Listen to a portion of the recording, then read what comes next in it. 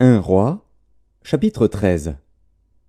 Voici, un homme de Dieu arriva de Juda à Béthel, par la parole de l'Éternel, pendant que Jéroboam se tenait à l'autel pour brûler des parfums.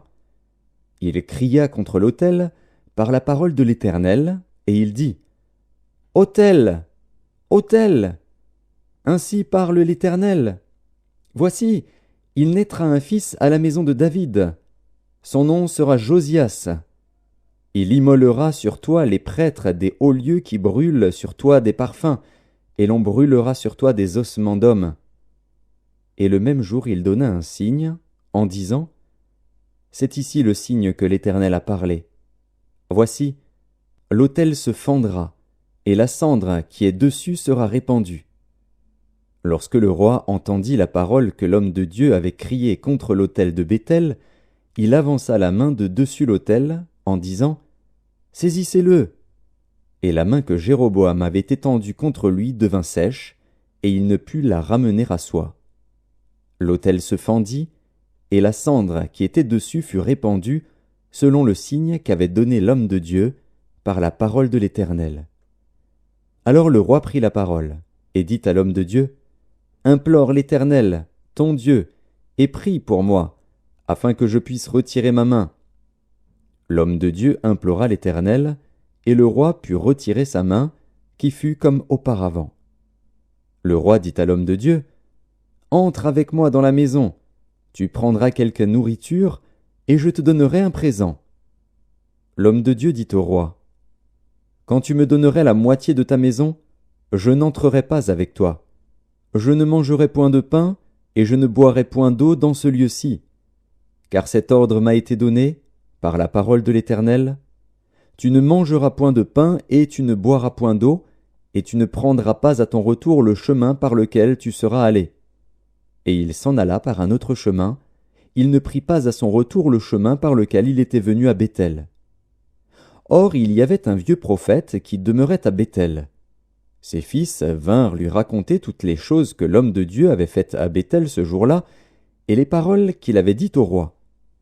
Lorsqu'ils en eurent fait le récit à leur père, il leur dit : Par quel chemin s'en est-il allé ?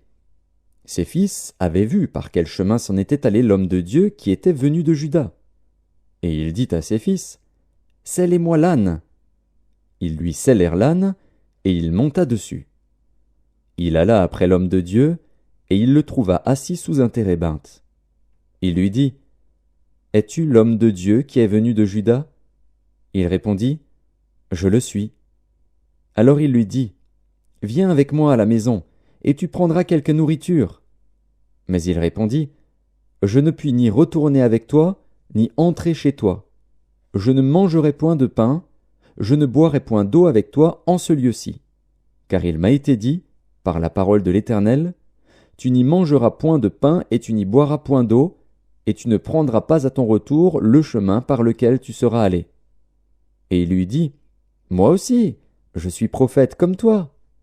Et un ange m'a parlé de la part de l'Éternel, et m'a dit : Ramène-le avec toi dans ta maison, et qu'il mange du pain et boive de l'eau.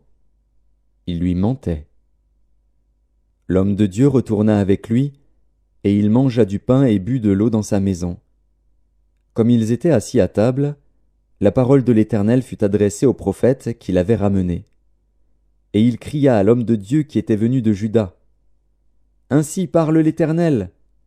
Parce que tu as été rebelle à l'ordre de l'Éternel, et que tu n'as pas observé le commandement que l'Éternel, ton Dieu, t'avait donné, parce que tu es retourné, et que tu as mangé du pain et bu de l'eau dans le lieu dont il t'avait dit : Tu n'y mangeras point de pain et tu n'y boiras point d'eau, ton cadavre n'entrera pas dans le sépulcre de tes pères. Et quand le prophète qui l'avait ramené eut mangé du pain et qu'il eut bu de l'eau, il sella l'âne pour lui. L'homme de Dieu s'en alla, et il fut rencontré dans le chemin par un lion qui le tua. Son cadavre était étendu dans le chemin. L'âne resta près de lui, et le lion se tint à côté du cadavre. Et voici, des gens qui passaient virent le cadavre étendu dans le chemin et le lion se tenant à côté du cadavre. Et ils en parlèrent à leur arrivée dans la ville où demeurait le vieux prophète. Lorsque le prophète qui avait ramené du chemin l'homme de Dieu l'eut appris, Il dit, « C'est l'homme de Dieu qui a été rebelle à l'ordre de l'Éternel, et l'Éternel l'a livré au lion, qui l'a déchiré et l'a fait mourir, selon la parole que l'Éternel lui avait dite. » Puis, s'adressant à ses fils, il dit, « Scellez-moi l'âne. » Ils le scellèrent, et il partit. Il trouva le cadavre étendu dans le chemin, et l'âne et le lion qui se tenaient à côté du cadavre. Le lion n'avait pas dévoré le cadavre et n'avait pas déchiré l'âne. Le prophète releva le cadavre de l'homme de Dieu, le plaça sur l'âne et le ramena. Et le vieux prophète rentra dans la ville pour le pleurer et pour l'enterrer. Il mit son cadavre dans le sépulcre, et l'on pleura sur lui, en disant « Hélas, mon frère !» Après l'avoir enterré, il dit à ses fils « Quand je serai mort, vous m'enterrerez dans le sépulcre où est enterré l'homme de Dieu, vous déposerez mes os à côté de ses os.